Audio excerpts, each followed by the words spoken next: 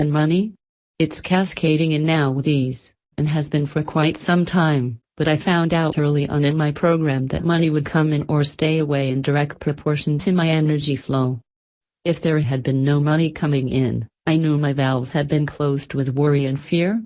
When money was more abundant, I knew my valve had opened some. When no money was coming in, I had to do a lot more of what I call flip switching, the rapid altering of one's energy from negative to positive.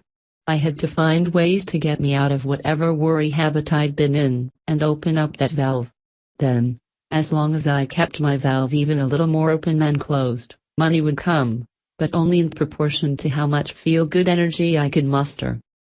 Sure, I still focused negatively, but only for a brief time, a few moments, a couple of hours, sometimes even a day or two if I really want to feel like old times. But then I've had enough and turned myself back around. I am simply no longer willing to sacrifice all my wants and dreams and well-being for self-indulgent negative feelings over some stupid negative event. And I no longer charge in like the Lone Ranger against unwanted conditions to fix them, fix them, fix them. Indeed, old dogs most assuredly can learn new tricks. But old dog, young dog, or somewhere in between, there is not one reason under the sun, not one excuse in this whole universe why you can't do this too, if you want to. A freedom of life is waiting for you that is beyond any capacity I have to describe, a freedom so unnaturally extraordinary that one can only know it through the joy of living it. I'm talking about total personal freedom, freedom from boredom or monotony, from needing to prove or justify, from needing to need, from anxiety, and from all the imprisoning shoals of life we have so staunchly placed upon ourselves. I'm talking about the freedom to exist as we desire, the freedom to acquire, to be outrageous, to prosper, and even to excel if that is a desire. I'm talking about creating your own utopia, not next year, not in the next decade, but now. That's where those first 30 days launched me. No, not all at once. This thing is ongoing and will be for as long as I'm in this body. Some days are better than others, but all days hold more enduring joy than I ever thought possible, because I have the keys. Whether or not I use them is my choice, but one thing is for certain, I have no more excuses on which to fall back. A mild morning, however. If you do decide to embark full tilt on this 30-day turnaround, you could be facing a major battle with your fears. Old habits die hard, and your fears are not going to like it that you're thinking about cutting them loose. Frankly, neither are you. Yet all we're dealing with here is habits. That's all. Just comfy old habits. Our need to need. This relentless habit we have of negative thinking is so much a part of how we define normal, most of us wouldn't know who we are without it. We'd lose our footing, for living in that vibration is the same as being hooked on drugs. Once hooked, life can't go on without a fix. I was speaking recently about the law of attraction and deliberate creating at a rather large 12-step gathering with folks in recovery, and found a fascinating dichotomy.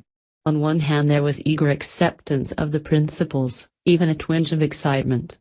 Yet on the other hand there was an obvious fear of letting go of the need to need. One gal said, "I think what you're saying is exciting, but you've overlooked one thing. I need to keep coming to these meetings for my own growth. I need these people, or I'll go under again. I didn't have my valve open when I came 6 years ago, and it was these people who helped me get it open. If I leave now, well, I'd be afraid to do that. I'd be afraid to be out on my own like that." Her valve was not open. This gal's addiction to fear had long ago turned into a need, her fear had become her fix. She felt her props would be knocked out from under her if anyone dared suggest she could wipe away her fears forever just by finding ways to feel better. To even broach the subject was sincerely terrifying to her. Fear was her identity, her security blanket, and she wasn't alone. That same reaction came from many. Give me the keys to happiness, but don't you dare take away my insecurities or I'll feel stripped and vulnerable. Our ever-present need to need. Then there's the unfortunate concept held by so many of us that before reliable recovery from any addiction or emotional disorder can take place, we must unearth all the painful junk we believe was dumped on us in early years.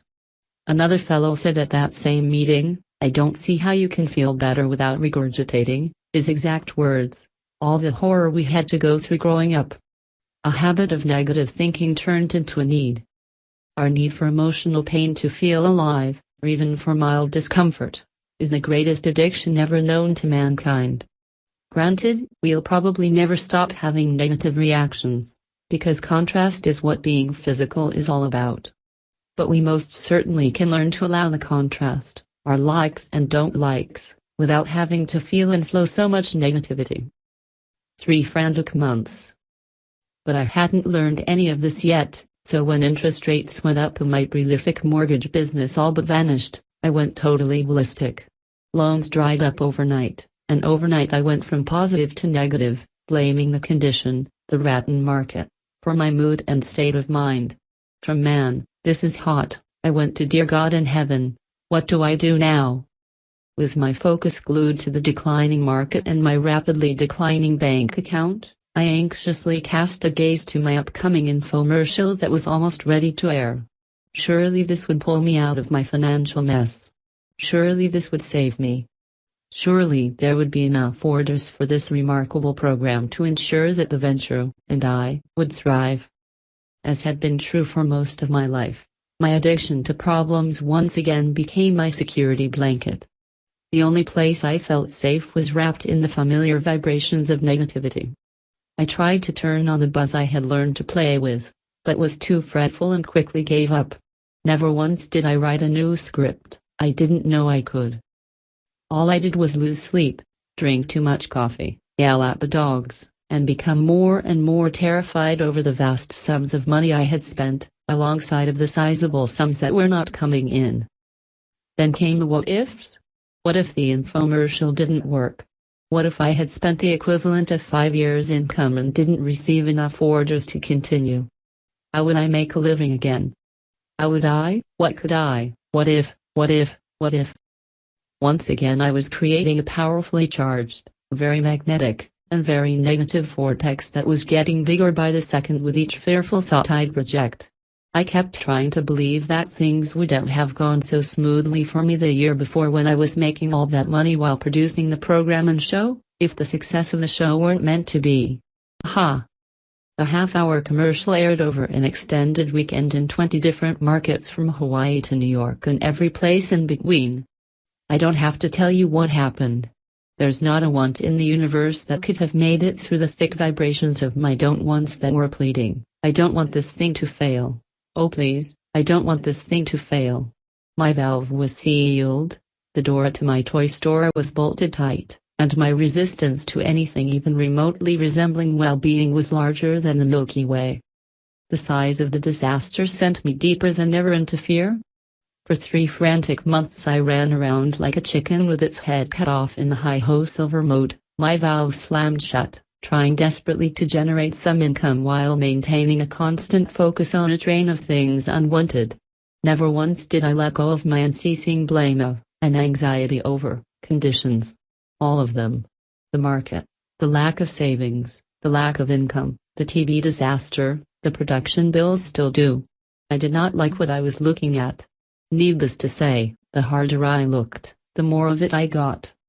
Finally, in answer to my anguished cries for help, I guess the universe took pity and slipped in some assistance on a sort of take-it-or-leave-it basis. Not big dollars, not any dollars, not new ideas, not even people to help, just some teachings. The principles of the law of attraction had been unceremoniously dumped in my lap. Introduction to the beginning. As excited as I was about these new teachings, to blithely jump into the 4 steps of the law of attraction would have been utterly impossible for me in the beginning. I was mired too deep in fear.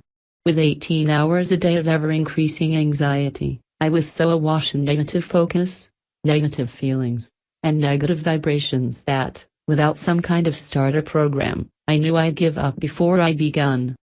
So I said to myself, okay, this shouldn't be too tough. I just have to find a way to stop thinking about things that get me uptight. No big deal. I'll just stop thinking about them for 30 days, then I can get on with the rest of the 4 steps. Dreamer. It was a very big deal.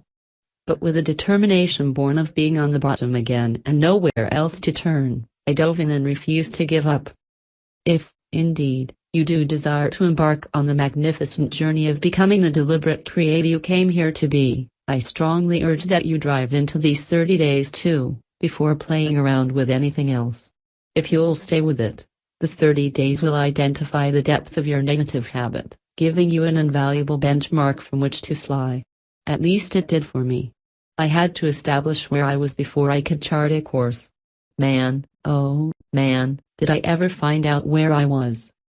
So this was my start, my own eager, though thoroughly naive, beginning to shake loose the vibrational shackles in which I had been so unknowingly bound for decades. This is the 30-day program I designed not a day after receiving the law of attraction material. I'll tell you straight from my journal how it worked for me and what you might expect along the way. There are only 2 steps to my introductory program. 1. Remove your focus from any major thing that is currently causing serious fear, worry, concern, anxiety, stress, etc., and keep IT off. Notice I didn't say to remove your focus from all things negative, just the current, pressing items, because these are easiest to spot and feel. They are always major, in-your-face ones of some kind that are causing you to be uptight. If thinking about your empty bank account makes you tense, stop thinking about it right now and flip switch to number 2, see below, right away. If thinking about your pending divorce generates that sinking feeling in the pit of your stomach, then stop thinking about it right now and flip switch, see below, as fast as you can. If thinking about your upcoming licensing exam is making you queasy, then stop thinking about it right now and flip switch as fast as you can. In my first 30 days, I personally didn't get into talking to myself or writing new scripts. That was far too complicated early on. However, if you do want to reassure yourself out loud or write a new script, go for it. Just remember that in these first 30 days it's vitally important to have a subject immediately available for you to flip into and quickly switch vibrations. That's the only way I found to begin breaking my insidious habit of negative. 2. Establish a flip switch topic for each day by finding one new item about yourself to appreciate. A flip switch topic is one you've established for the day. It's ready for you ahead of time to flip into the moment you realize you're feeling anxious, or a little down, or even moderately out of sorts. It's a topic you have chosen to have handy so you don't have to frantically search for some valve-opening thing to think about. Don't think that finding something about yourself to appreciate is namby-pamby. Believe me, it's tough. No matter what our position in life may be, most of us hold such great distaste of acknowledging our own attributes or talents that the thought of having to dig up a new one each day for 30 days can be really irksome. Happily, it's that very distaste which makes this exercise so valuable, for the process of digging up a new subject each day, along with the considerable effort it takes to stay focused on the thing, gets us so involved in why we're stewing about it, we ultimately forget about the exterior worries. So, what's to appreciate? Well, how about your hair, or your clean nails, or your singing voice, or your expertise with figures, or love of birds, or a great body, or leadership capabilities, or acting talent, or strong hands, or finesse in parenting, or proficiency in skiing, or position in the company, or sales abilities? If you think you can't find 30 things to appreciate about yourself, find them anyway. Then, when some habitual worry comes sneaking into your day, and you catch yourself in that hypnotic state of seemingly unbreakable focus on whatever it is you're worried about, you now have something waiting in the wings to immediately override it. You flip switch instantly to your daily topic. Now this is important, stay with whatever topic of appreciation you've chosen for that day, no matter how absurd it might seem. In other words, don't bounce around with your daily subject of self-appreciation just because it makes you feel silly or you think you might like something better. With the ever-present help of your guidance, you chose it for some reason, so that subject is yours for 24 hours. Keep it. Then, think about your daily appreciation item when you're not in fear. Think about it every minute you remember to do it. That kind of concentrated, high vibrational focus will do more to break up your habitual worry vibration faster than you can imagine. The first 10 days. That's all there was to my program. 1. Keep my attention off anything that caused me to worry, which mostly pertained to finances, and 2. In its place, instantly install, flip switch to, whatever was up for me that day to appreciate. For the first 3 days, though, I hadn't developed the flip switch process, and those days were incredibly rough. I was bowled over by the depth and duration of my negative attention spans. I found I slipped into worry at the blink of an eye. I was constantly uptight. No money was coming in and a lot was going out. My ads weren't working and neither was the new salesperson I had grabbed in panic who was more intellect than I was. I tried to figure out what I wanted, but it all kept coming out in don't wants, so I gave up on that routine until I knew more about what I was doing. It seemed as if this ever-present undertone of worry never left, even when I was smiling at people or talking cheerily on the phone. I'd hang up the phone and promptly wonder where the next loan was coming from, then realize what I was doing and try desperately to find something else, anything else, to think about. Since that didn't work, I was really floundering. The hours went by slowly in those first 3 days. I was appalled at how many times in each hour I was focusing on my lack, a habit that was hard for me to fathom just a few months before the money had been pouring in like Niagara Falls.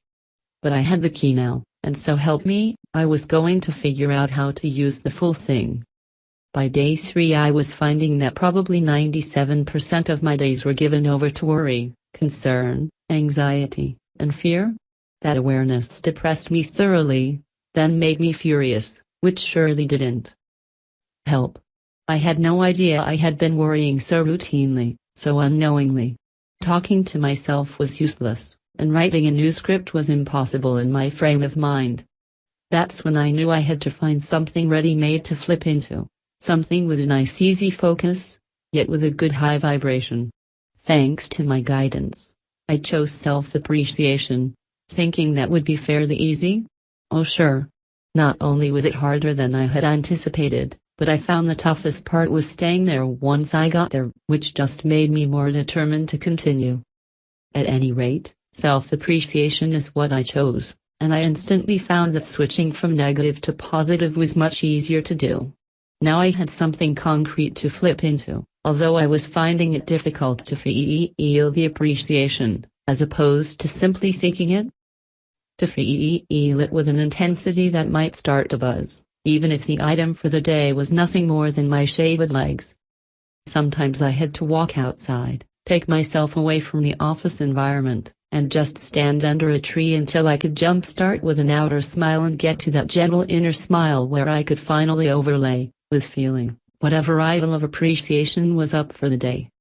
By day 5 I knew things were starting to turn around. Something was working, slowly, yes, but working. Although I could still only get into a really up-feeling place for a quarter of the day, the rest of the day would go fairly evenly without that incessant somber focus on lack. During those first 10 days, I didn't think I was going to make it.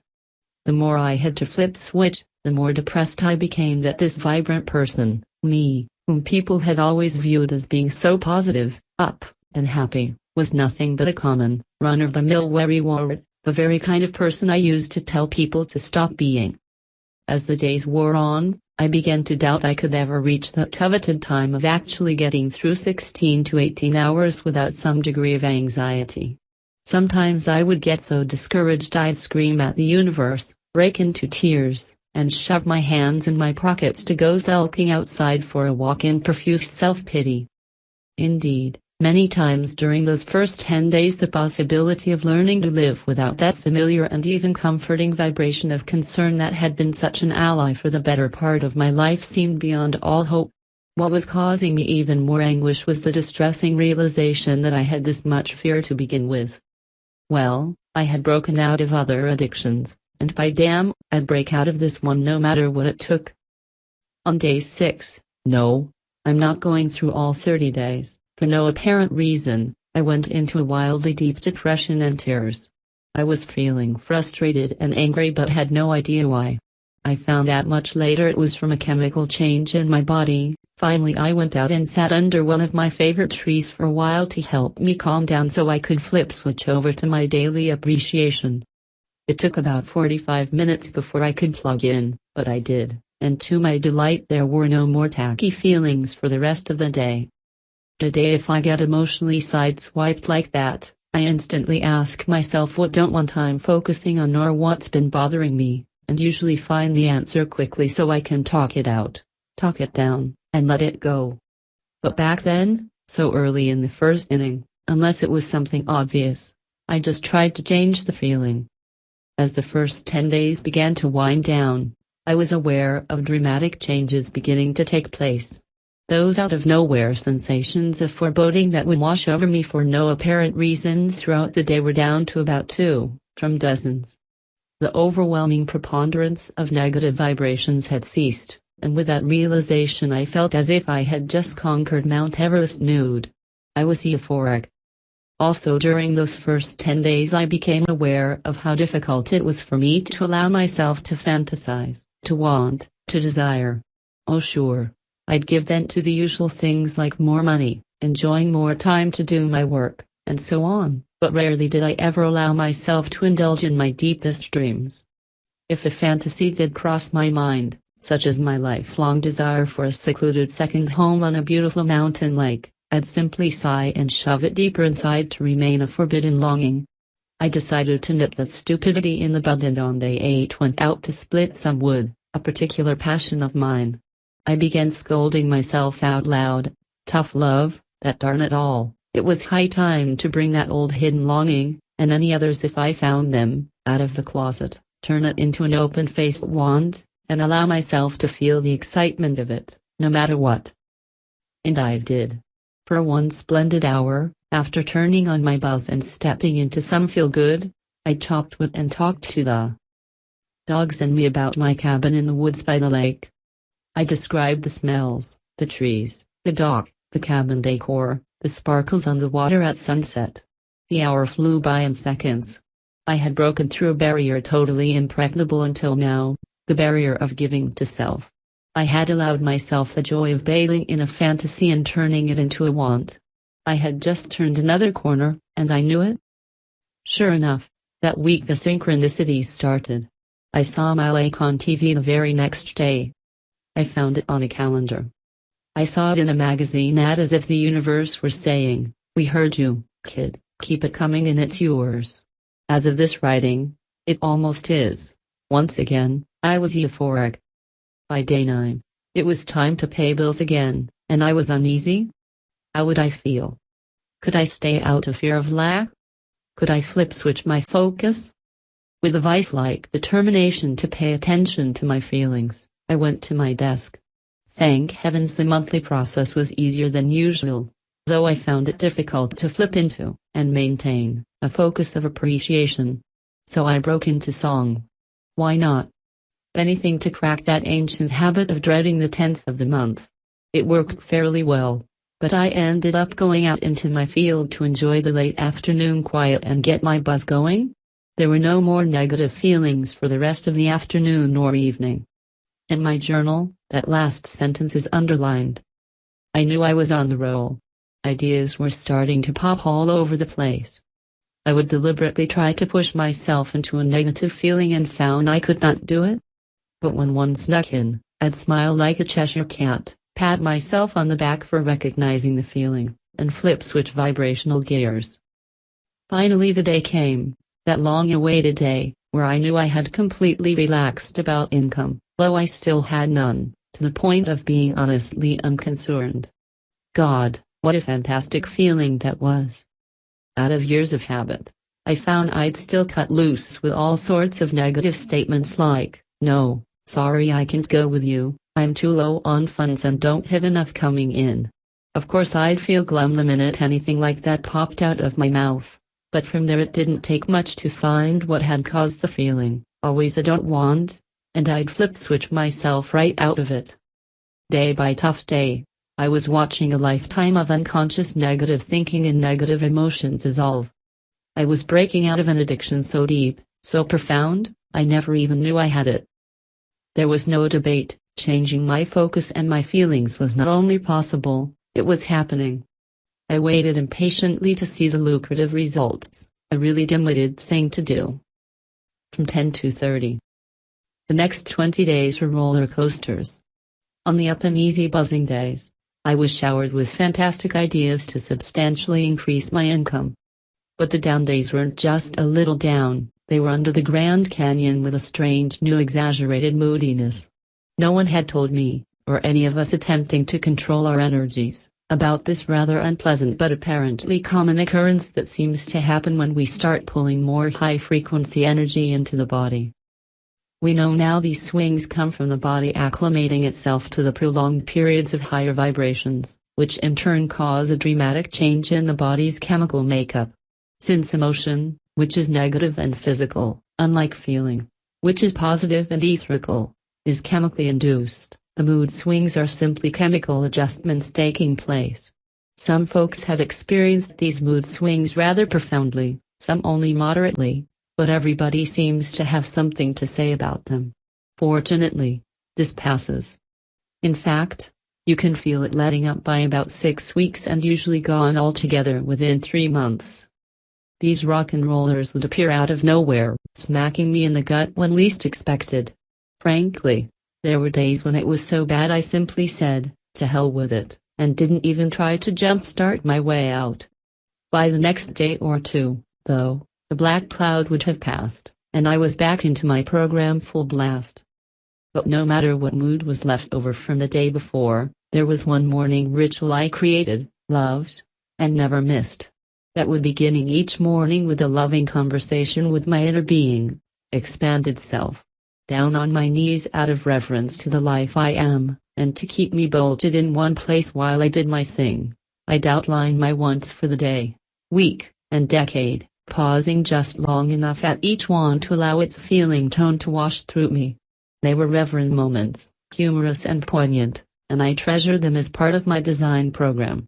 I notice an emptiness and lack of direction whenever I let that ritual slide, which I sometimes do all too frequently. On up days, I could turn on a high in a heartbeat, slipping with ease into the feeling place of whatever appreciation I had chosen for the day. On days that didn't start out up, it took a little longer. But the most thrilling thing to me was that up or down, fear of any kind was clearly taking more and more of a back seat. The down days had no specific focus of don't wants or stress, just basic doldrums. There was a new spring to my step, a song in my heart and on my lips, an almost constant smile on my face, and a thrill of life and wonder of creation I hadn't experienced since I don't know when. Although I had taught myself the year before to buzz without really knowing what I was doing, with the downward turn of the market I had retained so much negative focus on outside conditions that I had long since forgotten about buzzing. But I was revving it up again like an excited rookie at spring training. I understood now that turning it on meant first getting my attention off don't wants. Whether I was flowing to actual wants, or to my appreciation item for the day, or just for the fun of it, I knew I was at long last beginning to stop the flow of attraction by default. So I'd buzz, be in love, still one of my favorite up feelings, be enchanted with life, and feel the energy of high joy tingling throughout my body. By now I could flip switch either into a particular want or into my item of the day.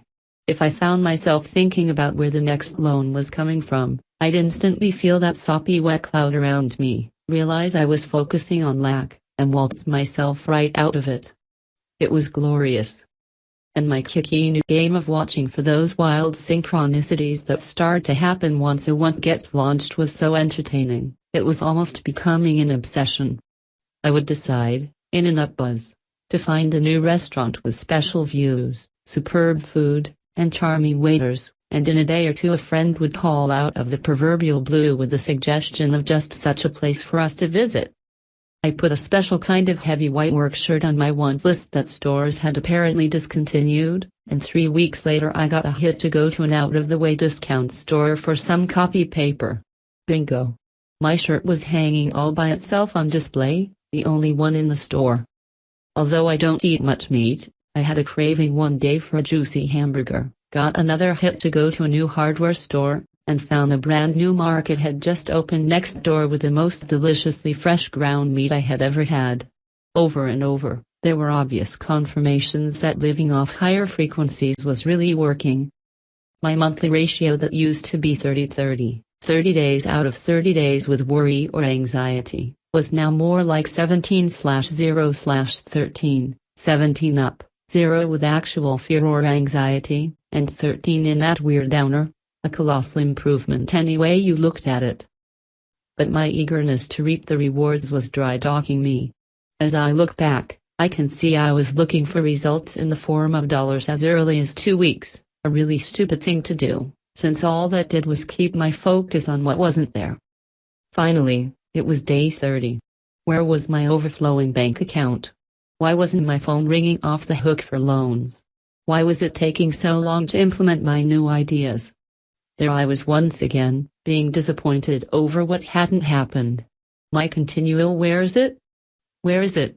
was the same old negative focus just dressed up in a different costume. Actually, money was indeed starting to come, albeit in dribs and drabs. I watched, fascinated. This strange, constant stream of a little here, a little there, obviously in direct proportion to my vibrational focus. At least with my valves somewhat more open than closed, I wasn't going backwards. My checking account was either staying the same, beats me how, or growing ever so slightly. Never again has it gone backwards. It took a few months before I could allow the floodgates to open once again, but open they did. Not all at once, to be sure, but gradually. One want after the other was finding its way to my door. Some big ones, and lots of fun little ones. And, without any help from me except deep appreciation for that terrific product I had somehow produced, Life Course 101, the audiovisual program I had created in accidental joy before ever knowing about the law of attraction, began to take off like gangbusters in different parts of the world. I'd love to tell you that all my old habits were gone in 30 days, but of course that's not the case. Even today, with the money flowing in great abundance, it takes all my concentration to remember that what I accomplish is not about how hard I work, or how smart I am, but how I'm flowing my energy. So I keep writing new scripts, talking to myself constantly, and flip-switching. Now, instead of an appreciation of the day item, I have a one of the month to fall back on, which serves two purposes. It creates more vibrational time, therefore more passion, for the energy to flow to a specific desire, and it gives me that safety net of always having something ready and waiting in the wings to flow to when I need it the most. In training. Does it get easier? Good grief, yes. But if you're going to make a decision to take control of your life, have the things you want, do the things you want, be the person you want to be, and live the way you want with the people you want, there's something you might as well accept. You're in training for good. You'll have up days, down days, fantastic days, cruddy days, deeply emotional days, and days when you'll be ready to throw in the towel. Yet I'd be willing to bet you won't, not now, not knowing what you know. Like it or not, it's doubtful you'll ever again be able to feel even a twinge of negative emotion without knowing you've just closed the door to all the things you ever wanted in life, be they material, physical, emotional, spiritual, or all of the above. So yes, this is a lifelong endeavor, and you're not going to learn it all in those first 30 days. You can break out of fear and worry in that first month, definitely.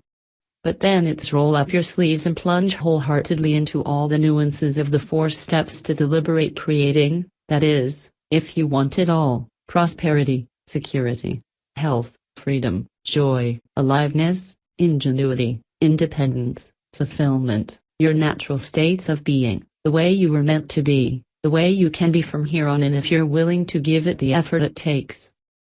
It's your play. This is nobody's show but yours, always has been, always will be. Nobody has ever held you by the earlobes. Nobody has ever caused your life to be one way or the other. It's been your show from the outset, designed by how you were flowing energy, designed in every moment of every day by how you were feeling. Now it boils down to what you want to do with the rest of your life and how willing you are to put forth the feeling effort to get it. So here are some quickies. A fast rehash of the most salient points to bear in mind as you move into this exhilarating new world of deliberate creation. First, the main steps. Step 1. Identify what you don't want. Step 2. Identify what you do want. Step 3. Find the feeling place of your want. Step 4. Expect, listen, and allow the universe to deliver. And, Step 4a, keep your bloom and focus off those blankety blank conditions. The major don'ts. Don't take score too soon. If your wants haven't started to appear yet, relax. And keep your valve open. Stop trying to fix anybody else, that's valve closing stuff. You don't have to fix anything, you just have to stop thinking about it. Stop thinking the world has to change before you can be safe or happy. You create your own safety through your energy flow. Don't take anything that happens in your life for granted, good or bad, large or small. It came into your life because you magnetized it there, so pay attention to what you're creating. Stop focusing on, responding to, or worrying about how to control conditions that haven't changed yet. That's only getting you more of the same. Don't try to label how you feel when you're down. Stop calling it guilt or frustration or whatever. Just know you're out of sync and find a way to get back in. Stop being a wimpy wanter. Want big in quality, as well as quantity. And don't ever stop creating new ones. The ultra-high energy your needs outlets to flow to. Create them. Stop thinking it can't happen. That vibration will guarantee it won't. Don't wait to feel good before you turn it on. Turn on all day long. Make it a habit. Buzz for no other reason than to keep your frequencies up, your valve open, and your resistance down to high-frequency energy. Don't take this all so seriously, that just makes for closed valves. Lighten up, have fun with this, and it will happen faster. Don't ever take uninspired action while your valve is closed, or while you're in the middle of a problem. Get your valve open first, then listen for your guidance before acting. Don't try to find the ugly, dark, nasty causes of whatever it is you think is wrong with you. Stop it. All you're doing is giving more attention to what you don't want. Don't live for the end result, saying I can feel better until it happens. Don't beat up on yourself when you feel bad or close your valve. You only feel bad and I don't want, so congratulate yourself that you recognized it. Until you know what you don't want, how else will you know what you do want? Stop thinking about anything that closes your valve, anything, anybody, any situation, any event, any circumstance, any place, any movie, any food, any driver, any boss, any scene, no matter what, no matter what. Stop joining bandwagons of grievances loaded with closed valve, disconnected beings. Flow your energy to what you do want, and affect the whole. Stop talking about your illness and causing your body to degenerate even more. Start talking about how your body is rejuvenating, and open your valve to allow it. Stop with the issues game. Having issues is nothing but an excuse to stay in negative vibrations. Don't yearn. It's just a negative awareness that you don't have something. Stop thinking that there's anything outside of you that is making or can make a difference. Don't be afraid to look at something you don't want. Look at it from all angles, then charge up your wanting, or your intending. Don't justify your feelings with an I'm right and you're wrong, even though that may be the case. That closes your valve and plugs up the flow of higher energies to all other areas of your life. Remember, you plug up one, you plug up all. Don't regret anything. That's exceptionally heavy negative flow. Never, ever start a new project, business, venture, undertaking, activity, relationship, or anything before scripting it and flowing some excited, passionate energy to it for a good long time. Don't think it, feel it. Don't think your reactions, feel them. Get off your case. If you goof up, so what? Just decide to change it. Quit trying to find yourself. Begin, instead, to allow yourself. A grand life is your right. You are your life. Therefore, you are your right. Don't ever forget, you are not Joe or Sally, you are not a carpenter or secretary, You're a force of life. Act like it. Become it. Don't give up, don't you ever give up.